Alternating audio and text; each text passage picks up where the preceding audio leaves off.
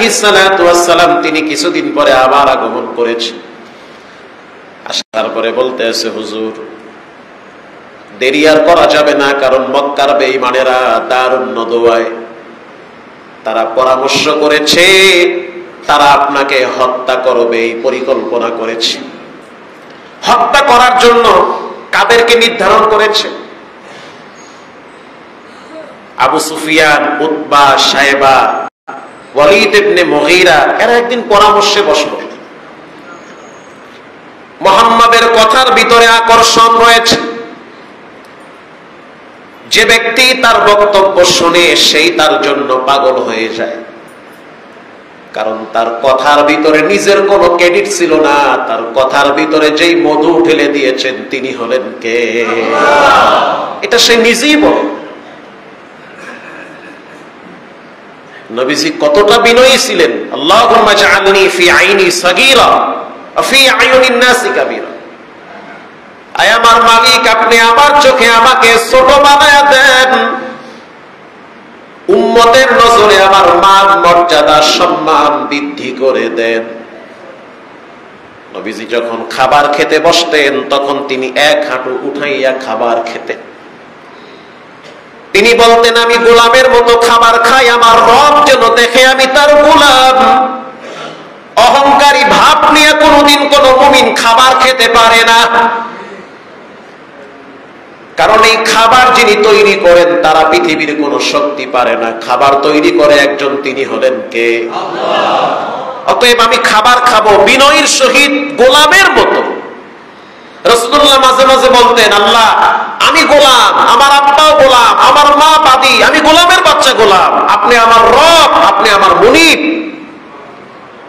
এজন্য খাবার খাওয়ারও কিছু সুন্নাহ আছে। ডাইনিং টেবিলে সেরায় বেড়ায় খাওয়ার ভিতরে সুন্নাহ নাই। ডাইনিং টেবিল রাখা জায়েজ নাই বিষয়টা এমন না, রাখবেন, খাইতে পারবেন, কিন্তু উত্তম খাবার হলো দস্তারখানা বিছাইয়া সুন্নত তরিকায় বসে খাবার খাওয়া। খানা পর্বে উঠায় খাবেন।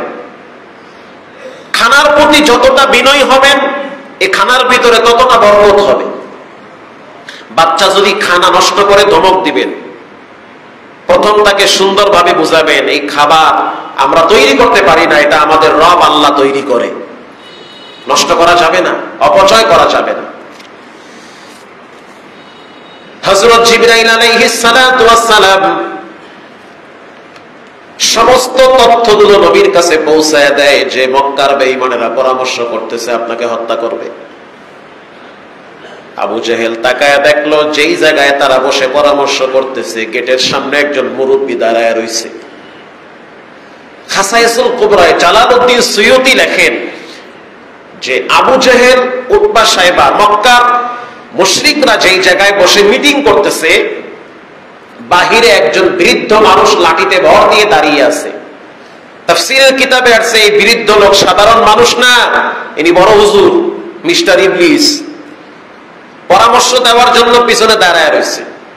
আবু জাহেল বলে, তুমি কে? বলে, তোমরা যেই বিষয়ে সিদ্ধান্তে উপনীত হচ্ছ এই বিষয়ে সহযোগিতা করার জন্য আমি তোমাদের কাছে আসছি। এক একজনে এক একটা পরামর্শ দিল যে মুহাম্মদকে হত্যা করতে হবে।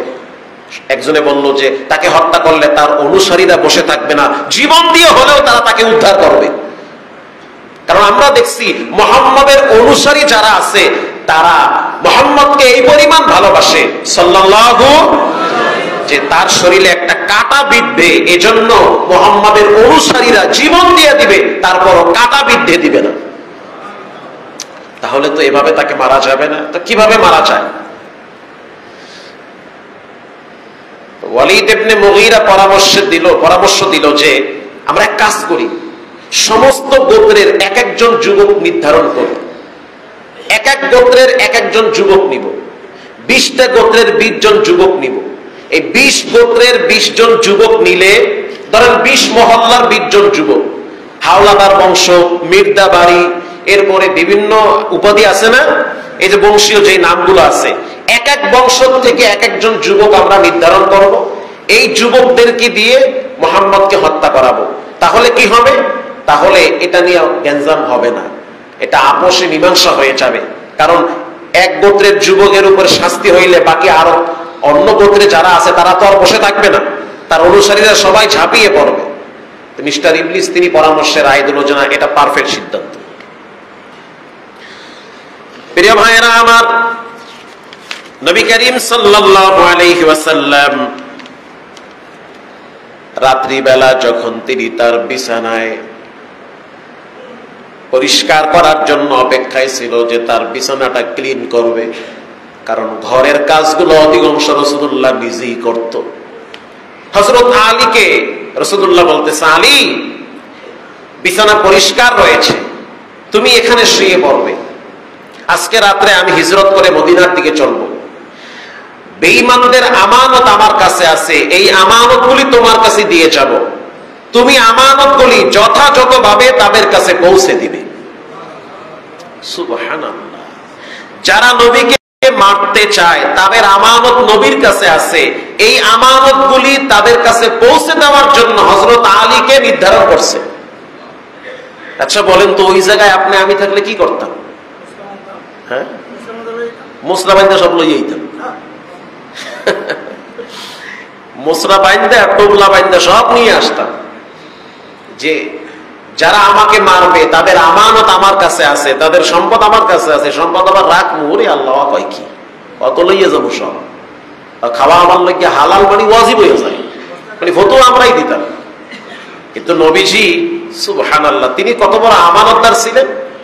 নবীর দুশমন যারা, তাদের আমানতগুলি ফিরাইয়া দেওয়ার জন্য হযরত আলীকে নির্ধারণ করছে, যারা আমাকে মারবে তাদের আমানত আমার কাছে আছে, আমানত ফিরাইয়া দিতে হবে। লা ঈমানা লিমান লা আমানাতাহু, যার আমানতদারি নাই তার ঈমান নাই, সে যদি আলগা দরবেশও হয় তার ঈমান ঠিক নাই। এজন্য আমানতদারি এটা ঈমানের একটা অংশ। আল্লাহ আমাদেরকে আমানতদারির ব্যাপারে সচেতন হওয়ার তৌফিক দান করে। তো রাসূলুল্লাহ হযরত আলীকে বলতেছে, ভয় পাইও না, কারণ তারা আমাকে চায়, তোমাকে চায় না। কালকে সকালে আমানত ফিরিয়ে দিও। হযরত আলী বলেন যে যেহেতু রাসূল আমাকে বলছে তাদের আমানত ফিরিয়ে দিও, এর দ্বারা আমার ঈমান মজবুত হয়েছে, আর যাই হোক আজকে রাতে আমার মরণ হবে না। সুবহানাল্লাহ, জোরে বলেন। এটা তো রিস্কের জায়গা। চাদর গায়ে দিয়ে ঘুমায় রয়েছে, তারা তো মুহাম্মদ সাল্লাল্লাহু আলাইহি ওয়াসাল্লাম মনে করে তো তরবারি দিয়ে আঘাত করতে পারে, কিন্তু এখানে যে আলী শুয়ে আছে এটা তো কেউ জানে না। কিন্তু আলীর ভিতরে সেই ভয় নাই, সেই সংকোচ দূর হয়ে গেছে, কারণ নবী বলছে সকালে আমানত ফিরিয়ে দিবা, অন্তত পক্ষে আজকে রাত্রে আমার মরণ হবে না, কম্বল 3 টাকায় দিয়ে ঘুমা।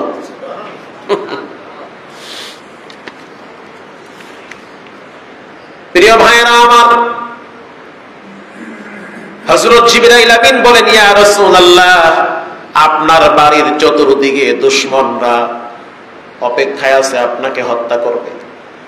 আপনি হাতের ভিতরে এক মুষ্টি বালু নেন, এই বালুটা নেওয়ার পর সূরা ইয়াসিন থেকে 10টা আয়াত তেলাওয়াত করে, ফাআগশাইনাহুম ফাহুম লা ইউবসিরুন, এই আয়াত পর্যন্ত পড়ার পরে আপনি বালুর ভিতরে দম করেন।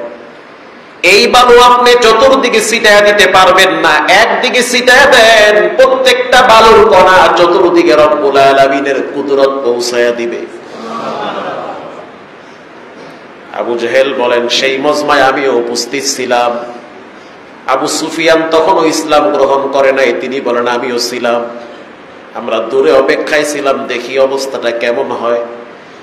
আল্লাহর হাবিব মুষ্টির ভিতরে সেই ধুলাগুলা নিয়ে সূরা ইয়াসিনের কয়েকটা আয়াত পড়ে যখন নিক্ষেপ করলেন, বালু যদি চোখে পড়ে মানুষ কি চোখে দেখতে পায়?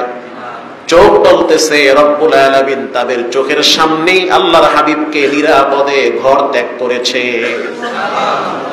হযরত জিবরাইল বলেন, আপনি পড়েন, وَقُلْ رَبِّ أَدْخِلْنِي مُدْخَلَ صِدْقٍ وَأَخْرِجْنِي مُخْرَجَ صِدْقٍ وَاجْعَلْ لِي مِنْ لَدُنكَ سُلْطَانًا نَصِيرًا।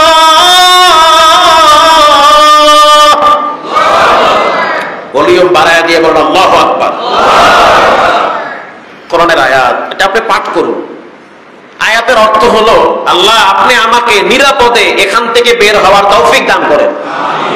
এটা কোরআনের আয়াত। রাসূলুল্লাহ ওখান থেকে বের হয়ে গেল।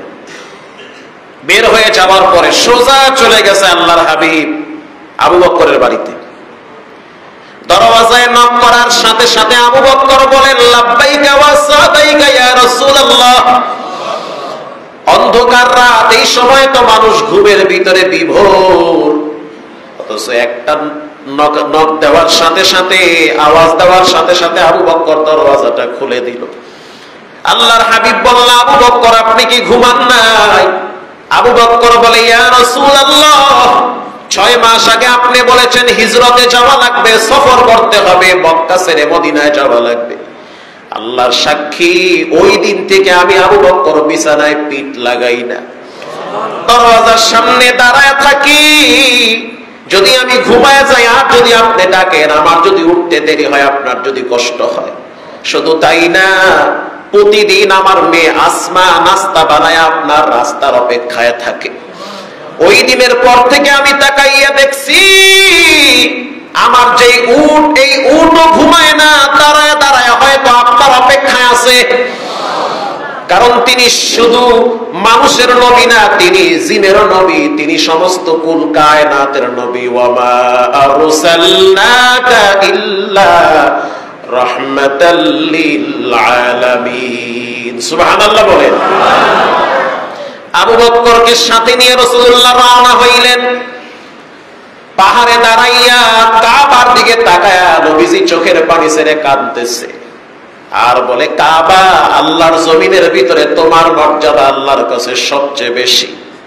এটা হলো আমার জন্মভূমি মক্কা, মনটা চায় না জন্মভূমি ছাইরা আমি মদিনায় যাব। কিন্তু এই মানুষগুলো আমাকে মক্কায় থাকতে দিল না। কলিজার টান আমার বাইতুল্লাহর সাথে। এই মক্কায় আমি বড় হইছি, এই মক্কার অলিতে গলিতে আমার মা আমার নিয়ে ঘুরছে। মক্কার যেই জায়গায় নাকটা লাগাই সেখানে আমার দাদার ঘেরার আমি পাই। অতএব আজকে আমি বাধ্য হইলাম মক্কা ছেড়ে মদিনার পথে হিজরত করতে। গারে সৌরের ভিতরে অবস্থান করেন রাহমাতুল লিল আলামিন। মক্কার বেঈমানেরা চতুর্দিকে খুঁজতেছে, এমনকি সেই পাহাড়ে উঠে গর্তের কিনারায় তারা দাঁড়ায় বলতেছে হয়তো এই গর্তের ভিতরে আছে। আল্লাহ রাব্বুল আলামিনের কুদরত কাজ করেছে, মুহূর্তের ভিতরে মাকড়সা আইসা সেই জাল বিস্তার কইরা মুখ আটকায় দিছে। কবুতরে আইসা ডিম পারছে। একজনে বলতে আছে এখানে ঘর যদি থাকে ভিতরে, তাহলে উপরে মাকড়সায় জাল বাইদা ফেলাইছে, ভিতরে মানুষ কেমনে ঢুকবে? অতএব ভিতরে হয়তো কোনো মানুষ নাই। আল্লাহ রাব্বুল আলামিনের কুদরত সেই গুহার ভিতরে কাজ করেছে। আবু বকর বলতে আছে, আল্লাহর হাবিব, আমি আওয়াজ পাইতেছি বেঈমানেরা বুঝি আমাদেরকে ধরে ফেলবে। আল্লাহ রাব্বুল আলামিনের রাসূল বলেন, ইয ক্বালু লিসাহিবিহি লা তাহজান ইন্নাল্লাহা মা'ানা। সাবধান, ভয় পেও না, ঘাবড়াইও না। কি মনে করেছো আমাদের সাথে একজন মহাপরিক্রম শক্তিশালী রব আছেন, তিনি হলেন কে? আল্লাহ। রাসূলুল্লাহ আবার বলতে আছে, আবু বকর, ওই ব্যক্তি সম্পর্কে তোমার কি ধারণা? আর এক বর্ণনায় আছে, ওই 3 ব্যক্তি সম্পর্কে তোমার কি ধারণা? যেই 3 ব্যক্তির তৃতীয় ব্যক্তি হলো স্বয়ং আল্লাহ। তার মানে রাসূল বুঝাইলো আমি মুহাম্মদুর রাসূলুল্লাহ, সাথে তুমি আমার আবু বকর, আর একজন ব্যক্তি হলো স্বয়ং আল্লাহ। সেখানে তোমার আবার কিসের ভয়? ওখান থেকে বেঈমানেরা চলে গেল। আল্লাহর হাবিব হযরত আবু বকরের চেহারার দিকে তাকায় দেখতেছে তিনি ঘামাইতেছে, পানির পিপাসা স্থির হয়ে গেছে। সিরাত ইবনে হিশামে আসছে, রাসূলুল্লাহ বলতে আছে, পাথরের কাছে গিয়ে তুমি হাত লাগাও। পাথরে হাত লাগাইছে, সেখান থেকে পানির ফোঁটা শুরু হয়ে গেছে। হযরত আবু বকর জিহ্বা নাড়াইয়া তৃষ্ণা নিবারণ করেছে। সেই পানির স্বাদ মৃত্যু পর্যন্ত আবু বকরের জিহ্বায় লেগেছিল। আল্লাহর হাবিব ওখান থেকে রওনা হয়েছে। কিছু দূর যাওয়ার পরে তাকায় দেখলো তার পিছনে পিছনে একজন সৈন্য আসতেছে, যার নাম হলো সুরাকা। রাসূলুল্লাহ তাকায় দেখলো সুরাকা রাসূলকে ধরার জন্য আসতেছে। ঘোষণা হয়েছে যে নবীকে ধরতে পারবে তাকে 100 লাল উট দেওয়া হবে। পুরস্কারের লোভে সুরাকা নবীকে ধরার জন্য অগ্রসর হয়েছে। কিছুদূর যাওয়ার পরে যখন রাসূলকে ধরে ফেলবে, আবু বকর বলতে আছে এই বুঝি ধরল। আল্লাহর হাবিবের কোনোই চিন্তা নাই, কারণ তিনি জানেন আমাদের সাথে শক্তিশালী রব আছে। একে বলে ঈমান। সুরাকা যখন দেখলো যে তার উটের পা গুলো মাটির নিচে গাড়তেছে, আল্লাহু আকবার, সুরাকা বুঝতে পারলো যে নিঃসন্দেহে এটা মুহাম্মাদের কারামতি না, মুহাম্মাদের রবের শক্তি এটার উপরে বিস্তার করেছে। মুহাম্মদ তুমি আমাকে একটু উদ্ধার করো আল্লাহরে বইলা, আমি তোমার দিকে হাত বাড়াবো না। রাসূলুল্লাহ দোয়া করতেছে, আল্লাহ এটা ছাইরা দেন। বলার সাথে সাথে তার উটের পা হালকা হয়ে গেছে। রাসূল বলতেছে সামনে আইসো না পিছনে যাও, বুখারীর বর্ণনা। সুরাকা চিন্তা করলো হয়তো প্রথমবার উঠে মনে হয় ঝামেলা বইটা ভিতরে আনতে গেছে, এইবার আমি আবার তাকে ধরার জন্য যাব। দ্বিতীয়বার যখন কদম বাড়াইলো, মাটি সুরাকা উটের পা টাইনা ধরছে। রাসূল বলতেছে সুরাকা তুমি বুঝতে পারো নাই, এখানে কারো বাপ দাদার শক্তি চলে না, রবের শক্তি চলে। পিছনে যাও, যাও পিছনে যাও। সুরাকা বলতেছে আমারে ছেড়ে দেন, আল্লাহরে বইলা আমাকে দ্বিতীয়বারের মতো ক্ষমা করেন, আমি চলে যাব। তৃতীয়বারের মতো সুরাকা বুঝতে পারলো যে না, এখানে আর আমার কোনো শক্তি চলবে না। তখন সে নিরুপায় হয়ে যখন যাবে, তখন বলতেছে মুহাম্মদ ধরতে তো পারলাম না, তো আমারে কিছু দেন, আমি যাইগা। কি আপনারা বুঝেন নাই মনে হয়? কিছু দেন, দেন মানে কি দেন? কিছু হাতিয়ে দেন না ঘুষ দেন? কিছু দেন, জায়গা।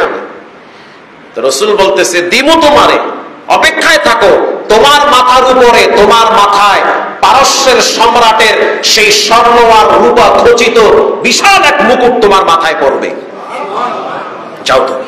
ওরে সুবহানাল্লাহ, কই কি? সুরাকা হাইসা বলতে আছে বুঝছি আপনি আমার লাগে মজা লইতেছেন। পারস্যের সম্রাট যার নাম হলে মানুষ ভয়তে কাঁপে, সেই পারস্যের সম্রাটের মাথার মুকুট আমার মাথায় পড়বে, কিছুই দিবেন না, জায়গা আমি। সুবহানাল্লাহ। হযরত আবু বকর যখন খেলাফতের মসনদে আসলো, সে চলে গেল। আবু বকরের খেলাফত শেষ, এরপরে খেলাফত শুরু হইল হযরত ওমরের। ওমর রাদিয়াল্লাহু তাআলা আনহুর শাসনামলে পারস্য জয় করেছে হযরত ওমর। জয় করার পরে সেই পারস্য থেকে সাহাবায়ে কেরাম সেই বাদশার গনিমতের মাল যেগুলো পাইছে, বিশাল এক টোপলা আইনা হযরত ওমরের পায়ের সামনে ফালায়া রাখছে। হযরত ওমর লাঠি দিয়ে খুঁজতেছে আর দেখতেছে তার ভিতরে মণিমুক্তা খচিত একটা মাথার মুকুট ঝলমল করতেছে। হযরত ওমর বলতেছে বুঝতে পারছি রাসূলুল্লাহর দোয়া কবুল হইছে, সুরাকারে ডাক দাও। সুরাকা তখন ঈমান আনছে, কালেমা পড়ে মুসলমান হইছে, বুড়ো হয়ে গেছে গা, লাঠিতে বর দিয়া কাছে আয়া কইতেছে হযরত ওমর আপনি আমারে ডাকছেন? তো ডাকছি। এই যে নাও পারস্যের মাথার মুকুট, আজকে তোমার মাথায় পরানো হবে, কারণ রাসূলুল্লাহ তোমার সাথে ওয়াদা করছে। এই হলো রাসূলুল্লাহর মুজিজা। প্রিয় ভাইরা আমার, সুরাকা চলে গেল, রাসূলুল্লাহ মদিনায় চলে গেল। মাঝখানে আরো লম্বা ইতিহাস। আরে ভাই, এমন এক ইতিহাস পৃথিবীর কোন মানুষ রাসূলুল্লাহর জীবনী বলতে গিয়ে তার হায়াত শেষ হয়েছে, তারপরেও তার জীবনী বলে শেষ করতে পারে নাই। প্রত্যেকটা মানুষের জীবনী পূর্ণাঙ্গ থাকে না, অপূর্ণাঙ্গ থাকে। একজন সাহিত্যিক যদি মারা যায়, মানুষ বলে আরো কিছুদিন বাচ্চা থাকলে আরো কিছু খেদমত হইতো। একজন মাস্টার যদি মারা যায়, মানুষ বলে খুব ভালো মাস্টার ছিল, আরো কিছুদিন বাচ্চা থাকলে আরো কিছু বাচ্চারা লেখাপড়া করে মানুষ হইতো। একজন বিজ্ঞানী মারা গেলে মানুষ বলে যে হারে চলে গেছে, আরো 2 বছর বাঁচলে আরো কিছুদিন আবিষ্কার করতে পারতো। কিন্তু মুহাম্মদুর রাসূলুল্লাহ সাল্লাল্লাহু আলাইহি ওয়াসাল্লাম তিনি এমন একজন ব্যক্তি, তিনি আরাফার ময়দানে 1.25 লক্ষ সাহাবীদের সামনে বলতেছে আমি কি দ্বীনের পরিপূর্ণ রূপ তোমাদের সামনে দিতে পেরেছি? সাহাবায়ে কেরাম এক বাক্যে সাক্ষী দিয়েছে আপনি পরিপূর্ণ হক আদায় করেছেন। তার মানে রাসূলুল্লাহ 63 বছরের জিন্দেগীর এই যে 40 থেকে 63 পর্যন্ত 23 বছরের নবুয়তের জিন্দেগিতে আল্লাহর হাবিব পরিপূর্ণ দ্বীনের রূপ মানুষের কাছে তুলে ধরেছে, তার জীবন পূর্ণাঙ্গ রূপ ধারণ করেছে। মদিনায় যখন চলে গেল, মদিনায় যাওয়ার আগে রাসূলুল্লাহর কাছে বিভিন্ন সময় হজের মৌসুমে মদিনার মানুষগুলো মক্কায় আসতো হজ করার জন্য। তো মদিনায় দুইটা গোত্র ছিল, আউস আর খাজরা। সেখানে ইহুদি সম্প্রদায় বাস করত। তো ইহুদিদের চক্রান্ত ভয়ঙ্কর চক্রান্ত। তো ইহুদিদের সাথে এই দুই গোত্রের লোকদের সাথে ঝগড়া লাগতো। কথা কি আপনারা বুঝতেছেন? যখন ঝগড়া লাগতো তারা ইহুদিরা পারত না, কারণ খাজরান গোত্রের লোক আউস গোত্রের লোকের শক্তি বেশি। তখন ইহুদিরা না পাইরা বলতো যে সময় কিন্তু আইতে আছে, আজকে মোরা পারলাম না, কি হইছে, একজন নতুন নবী দুনিয়ায় আইবে, ওই নবীর সাথে আমরা যোগ দিব, তারপরে তোমাকে শায়েস্তা করবো। মানে এটা পিঠ বাঁচানোর লেগে কইছি। তার মানে ইহুদিদের মুখ থেকে আল্লাহ তাআলা তার নবীর প্রশংসা আগেই মদিনায় পৌঁছায় দিয়েছে। আউস খাজরার গোত্রের নেতারা বলতেছে যে এই নবী কিনা আবার, যেই নবীর ডর দেখায় আমাগো। তখন ইহুদিরা তারা নিজেরা আত্মরক্ষার জন্য নবীর প্রশংসা তাদের সামনে করত। আরে তার নাম মুহাম্মদুর রাসূলুল্লাহ, তার আব্বার নাম আব্দুল্লাহ, মায়ের নাম আমেনা, বিশাল বংশের মানুষ, উচ্চ বংশের মর্যাদার অধিকারী তিনি, সম্মানী ব্যক্তি তিনি। এখন আউস আর খাজরার গোত্রের লোকজন বলতে আছে যে যেহেতু তার সম্পর্কে আমরা ধারণা পাওয়া গেছি, দেখি ইহুদিরা ওই নবীরে পাওয়ার আগে আমরা দেখি তার লাগে সম্পর্ক করতে পারি কিনা। সুবহানাল্লাহ, আরো জোরে বলেন। খাজরাত গোত্রের লোকেরা হজে গেছে। হজে যাওয়ার পরে হঠাৎ নবীর সাথে তাদের সাক্ষাৎ। চেহারা দেখে বলতে আছে ইহুদি যেইটা কইছে এই নবী, এই নবী না। আচ্ছা ঠিক আছে, ওনার শরীরের ঘ্রাণ আমরা হুম। কাছে গিয়ে দেখে সুবহানাল্লাহ, মিশকের ঘ্রাণ রাসূলুল্লাহ শরীর থেকে বের হয়। তখন একজনে বলেই ফেললো দেরি আর করা যাবে না, ইহুদিরা হেল লাগে খাতির লাগাবার আগে আমরাই লাগাবো, যে আমরা দেরি করলাম না, আপনার প্রশংসা আগেই শুনছি, আপনার হাতে হাত রেখে আমরা কালেমা পড়ে মুসলমান হতে চাই। তাহলে মদিনার মানুষদেরকে রাসূলুল্লাহ মক্কায় গোপনে গোপনে দাওয়াত দিয়ে ধর্মের দিকে নিয়ে আসতো। তাহলে মদিনায় যাওয়া রাসূলুল্লাহর জন্য নিরাপদ কিনা বলেন? নিরাপদ। হাজার হাজার সাহাবারা তার অপেক্ষায় ছিল মদিনায়। রাসূলুল্লাহ গেল মদিনায়। আব্দুল্লাহ ইবনে সালাম রাদিয়াল্লাহু তাআলা আনহু তিনি বলেন, আমি তখন ইহুদি আলেম ছিলাম, পণ্ডিত ছিলাম, পরবর্তীতে তিনি মুসলমান হয়েছে। তিনি বলেন যে হাজার হাজার মানুষের ভিড়ে আমিও ছিলাম। মহিলারা দেখতেছি বাড়ির ছাদে দাঁড়ায় রাসূলুল্লাহর অপেক্ষায়, ছোট ছোট বাচ্চারা তাওয়াল্লাত পাঠ করে তালা আল বাদরু আলাইনা মিন সানিয়াতিল ওয়াদাই। এই দৃশ্য দেখে আমার ভিতরে বিশাল একটা কৌতূহল কাজ করলো যে আমি তাকে কিছু প্রশ্ন করব, উত্তর যদি দিতে পারে নিঃসন্দেহে মনে করব তিনি নবী। আর এই উত্তর নবী ছাড়া পৃথিবীর কেউ দিতে পারে না। আব্বাস রাদিয়াল্লাহু তাআলা আনহু তিনি বলেন, রাসূলুল্লাহ যখন মক্কায় মদিনায় যখন প্রবেশ করলো, প্রবেশ করার পরে সবাই অপেক্ষায় ছিল দেখি নবীজির উট আমাদের বাড়ি আইসা পড়ে কিনা। মানে নবীজির উট যেখানে বসে পড়বে তার বাড়িতেই নবীজি থাকবে। তো উট চলতে চলতে চলে গেল রাসূলুল্লাহর একজন সাহাবী আইয়ুব আলী আনসারীর বাড়ির সামনে গিয়ে উট বসে পড়ল। তো হুজুরের থাকার ব্যবস্থা এখানেই হবে। আব্দুল্লাহ ইবনে সালাম গিয়ে বলল যে আমি আপনার সাথে দেখা করতে আসছি, কিছু প্রশ্ন করব, তবে আজকে করব না, আজকে আমি চাই আপনি আমাকে কিছু উপদেশ দেন, আমি দেখব আপনার কথার ধরন কি। আল্লাহর হাবিব বলল, ইয়া আইয়ুহান নাস আফসুস সালাম ওয়া আতঈমুত তুআম। পৃথিবীর মানব সকল তোমরা মানুষের মাঝে সালামের প্রচার প্রসার ঘটাও। এটাই নবীর প্রথম বাক্য। পৃথিবীর মানুষ তোমরা মানুষের মাঝে সালামের প্রচার ঘটাও, সালাম দাও। পরিচিত অপরিচিত সবাইকে কি দাও? সালাম দাও। দেন তো আপনারা সবাই মিলে একটা সুন্দর করে সালাম দেন তো। খুব সুন্দর সালাম। সালাম এটা কোনো মানুষের বানানো কথা না, এটা আল্লাহর কথা। বলেন সালাম কার কথা? কোরআনে আসছে না, সালামু কাওলাম মির রাব্বির রহিম। আল্লাহ তাআলা সর্বপ্রথম জান্নাতীদেরকে নিজেই সালাম দিবে, এটা আসছে কোরআনে। তো সালামটাও শুদ্ধ করে দিতে হবে। আমরা এমন এক দুর্ভাগা জাতি, আমরা সালামটাও দিতে পারি না। অনেক বড় নেতা, সুবহানাল্লাহ, বোমবাস্টিং মার্কা নেতা, মাইক নিয়ে খাড়া একা আসসালামু আলাইকুম, কথা আসতে বলবেন না, জোরে বলেন ঠিক না ব্যাঠে। এই নেতার পিছনে সামসারা দেখি দুনিয়া স্লোগান দেয়। আবার কোরআনের আয়াত করে কি বিসমিল্লাহির রহমানির রহিম, এটা বলতে হবে। এগুলা না বললে মানুষ শুদ্ধ হবে না। সালাম কোনো মানুষের বানানো কথা না, এটা আল্লাহর কথা, কোরআনের আয়াত। ইংরেজি, বাংলা, উর্দু, ফার্সি বেগায় জায়গায় পড়লে গুনাহ হবে না। আরবি কোন শব্দ যদি সহি করে না পড়ে কবিরা গুনাহ হবে।